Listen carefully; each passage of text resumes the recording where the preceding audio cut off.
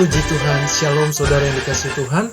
Kembali berjumpa lagi dalam program saya Christ Call of Faith, panggilan iman pada Kristus dalam roh dan jiwa kita. Bersama dengan saya Henry Indrawan dalam renungan yang selalu menguatkan iman kita. Bukan karena saya, tetapi karena ada Roh Kudus dalam hidup kita, karena ada Tuhan yang begitu besar di dalam hidup kita. Namun tema saya masih berbicara tentang lanjutan dari makna doa pada waktu pagi hari.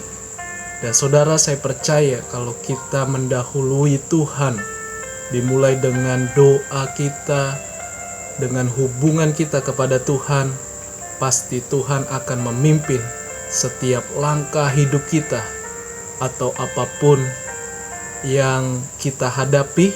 Selalu ada mujizat Tuhan, ada kebaikan Tuhan yang kita akan alami. Namun sebelum kita mendengar renungan firman, terlebih dahulu sama-sama kita berdoa. Haleluya.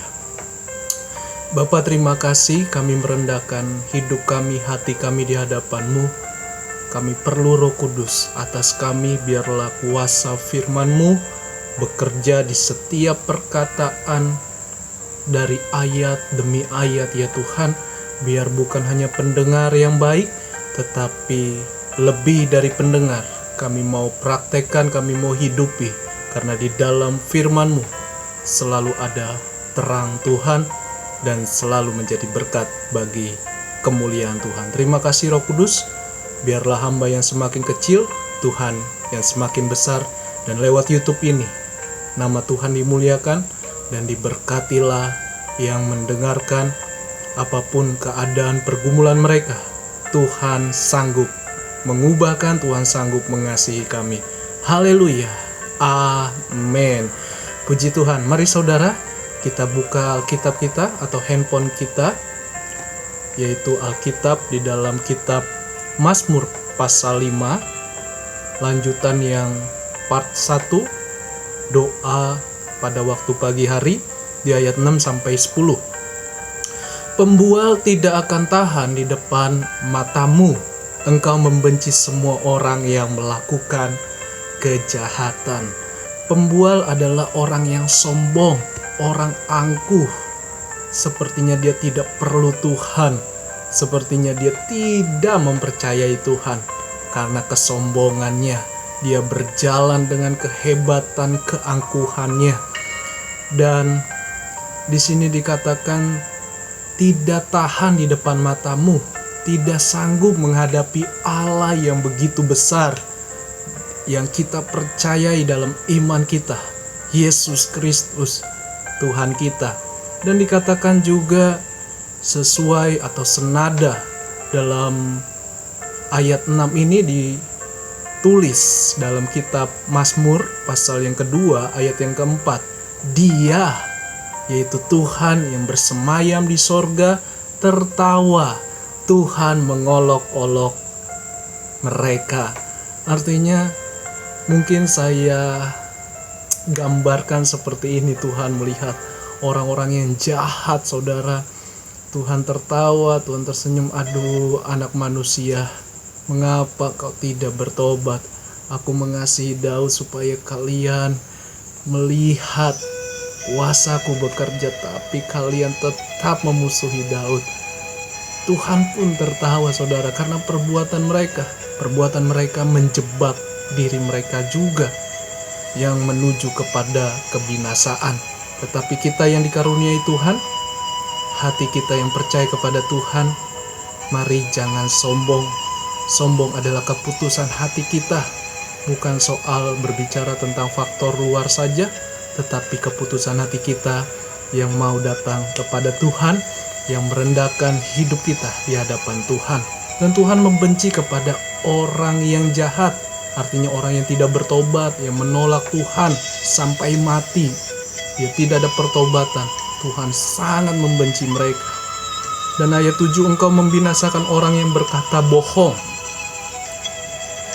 Ya, bohong di sini mengingatkan kita bahwa bapa dari segala pendusta adalah iblis atau setan.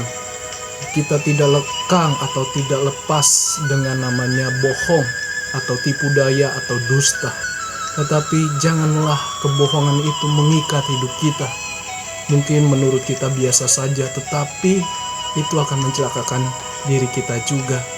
Mari tetap rendahkan diri kita di hadapan Tuhan seperti Daud. Dan Tuhan jijik melihat penumpah darah dan penipu. Penumpah darah di sini adalah mereka yang berbuat jahat, bahkan juga menggunakan dengan kuasa kegelapan atau kuasa setan atau iblis. Mereka rela membunuh siapapun demi kekayaan, ketenaran, kekuasaan yang dia ingin dapatkan. Nah saudara, Tuhan jijik kepada penumpah darah. Bukan hanya sekedar pembunuh, tetapi dengan apapun, bahkan juga dengan kuasa kegelapan. Artinya menjadi tumbal. Saudara, Tuhan benci. Saat ini mungkin ada di antara kita, mari bertobat. Karena itu adalah pekerjaan iblis, tipu daya iblis yang hanya membawa saudara kenikmatan sementara, tetapi akan membawa saudara kepada api neraka selama-lamanya. Engkau akan dihukum. Belum ada kata terlambat. Kembalilah kepada Tuhan, berimanlah kepada Dia bahwa Tuhan sanggup melakukan perubahan dalam hidup saudara. Dan ayat yang ke-8, tetapi aku, kata Daud, berkata kasih setiamu yang besar, aku akan masuk ke dalam bait, ke dalam rumahmu, sujud menyembah ke arah baitmu yang kudus dengan takut akan engkau. Ya, Daud menyadari bahwa semua hidup karena anugerah, karena kebesaran kasih setia Tuhan. Dan dia rindu masuk ke dalam bait-Nya. Kalau sekarang masuk ke dalam ke gereja dan sujud menyembah, merendahkan diri, merendahkan hati, semua karena Tuhan. Ke bait-Nya yang kudus. Siapa bait yang kudus? Hanya Tuhan Yesus. Namun sekarang ini masuk dalam hadirat Tuhan tidak harus selalu masuk ke dalam gereja. Bukan berarti salah.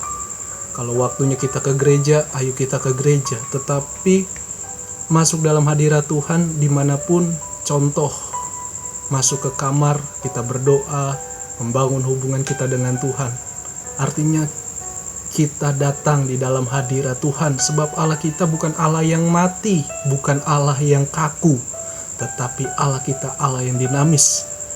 Dia tahu yang terpenting adalah apakah kita mau masuk dalam hadirat Tuhan, memuji, menyembah Tuhan, membuka hubungan kita selalu dengan Tuhan. Tahukah saudara, Daud 7 kali dalam sehari dia datang menyembah, memuji Tuhan. Lebih dari orang-orang lain, 7 kali dalam sehari. Setidaknya kita 1 kali, 2 kali, 3 kali. Mari kita hidupi kedekatan, melekat hidup kita kepada Tuhan Yesus Kristus.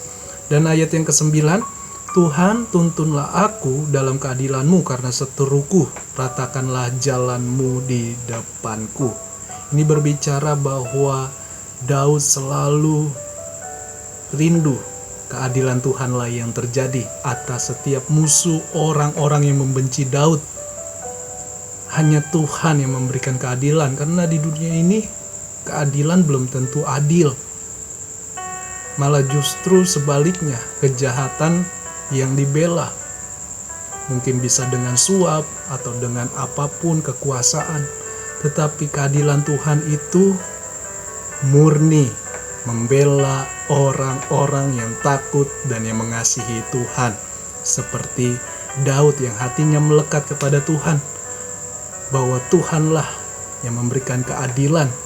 Ratakanlah jalanmu, ini berbicara tentang dalam segala sesuatu ada keajaiban, ada mujizat Tuhan, ada kemuliaan Tuhan nyata di setiap langkah hidup Daud, setiap langkah orang percaya. Ayat 10, sebab perkataan mereka tidak ada yang jujur, batin mereka penuh kebusukan, kerongkongan mereka seperti kubur ternganga, lidah mereka merayu-rayu. Perkataan mereka tidak jujur, suka bersilat lidah, atau bahasa yang kita sering dengar yaitu hoax. Jangan mudah terlalu percaya dengan kabar hoaks. Harus kita teliti, harus kita cari dulu kebenarannya. Dan batin mereka ya busuk, saudara. Artinya bahwa hati nurani mereka tidak diterangi dengan Roh Kudus, dengan kebenaran firman. Mengapa kita bisa berbeda? Karena kita ada Roh Kudus, ada firman Tuhan yang menerangi hati kita, nurani kita, sehingga kita tidak melakukan yang jahat, tidak merencanakan segala kejahatan, seperti hati atau batin mereka penuh kebusukan. Kerongkongan seperti kuburan ternganga, ya, menuju kematian, maut, lidah mereka merayu-rayu. Seperti jebakan, saudara. Manis seperti madu, tetapi sebenarnya pahit seperti empedu. Ya, tentu orang yang berbuat jahat manis cara pembawaannya, bagaimana supaya dia bisa menarik. Ya, tipu daya setan yang digunakan sehingga banyak orang yang terjerat dan sadar atau tidak sadar dia dalam kebinasan atau maut dan menuju kepada hukuman kekal. Nah, saudara yang kasih Tuhan, ada makna berkat dari doa pada waktu pagi hari yang saya pelajari dan saya renungkan. Yang pertama adalah hidup kita perlu Roh Kudus di dalam kerendahan hati. Mengapa, saudara? Supaya hidup kita tidak sombong, sesuai dengan perikop ini, tidak angkuh, tidak menjadi penumpah darah, melakukan berbagai cara demi kepuasan, ketenaran, kekuasaan, dan sebagainya. Biarlah kita perlu Roh Kudus datang. Roh Kudus selalu ada bagi kita yang percaya, yang mau membuka hati. Yang kedua, hidup kita punya kerinduan dengan sengaja, bukan paksaan. Saudara, Daud berkata, "Aku rindu masuk ke bait-Mu yang kudus. Aku rindu memuji menyembah Engkau. Aku rindu ya Tuhan." Datanglah dengan kerinduan, bukan paksaan, bukan agamawi, bukan karena kamu atau saya beragama Kristen, bukan. Tetapi dengan kerinduan. Orang yang bergairah dengan pasangannya pasti ada kerinduan. Demikian kita kepada Tuhan, ada kerinduan. Dan yang ketiga, hidup kita dituntun dalam kekudusan Tuhan, atau di dalam rencana Tuhan, kehendak Tuhan. Mengapa? Karena dikatakan tadi ayat 10, supaya perkataan kita baik, perkataan kita sesuai dengan Tuhan, hati nurani kita, pertumbuhan iman kita, dan kita menjadi berkat. Karena kita perlu kekudusan hidup ini, kekudusan perkataan. Karena kita tidak luput dari kesalahan yang demikian, kesalahan melihat, kesalahan mendengar, kesalahan berkata-kata. Saya pun mengalami hal itu. Tetapi kita perlu supaya kekudusan Tuhan selalu ada dalam hidup kita. Bukan dengan kuat kita, bukan dengan gagah kita, tetapi karena kuasa Tuhan, karena kasih Tuhan, kebesaran Tuhan. Jadi saudara, ingatlah bagian kita bukan menuduh, bukan menghakimi siapapun. Kalau memang dia salah, tegurlah dia dengan kebenaran firman, dengan kasih, dan juga lihat diri kita pribadi. Jangan suka menuduh selalu, tapi lihat, koreksi diri kita juga. Karena kita suka salah juga. Namun di dalam kelemahan, di dalam kekurangan, jangan jauh dari Tuhan. Ini yang sering terjadi bagi orang lain. Jangan jauh dari Tuhan, apalagi minder karena apapun. Dan jangan berhenti mengasihi atau melayani Tuhan. Mengapa? Pasti berjalannya waktu kita menjadi alat kemuliaan Tuhan di dalam proses Tuhan. Itu saja yang saya bagikan. Mari saudara hidupi firman ini, praktekkan hidup. Atau maksud saya firmannya, mari praktekkan. Jangan selalu dengan kemampuan kita, tapi andalkan dengan doa, dengan hubungan kita, dan bersama dengan Tuhan kita cakap melakukan perkara yang besar. Tuhan Yesus memberkati kita semua. Shalom, haleluya.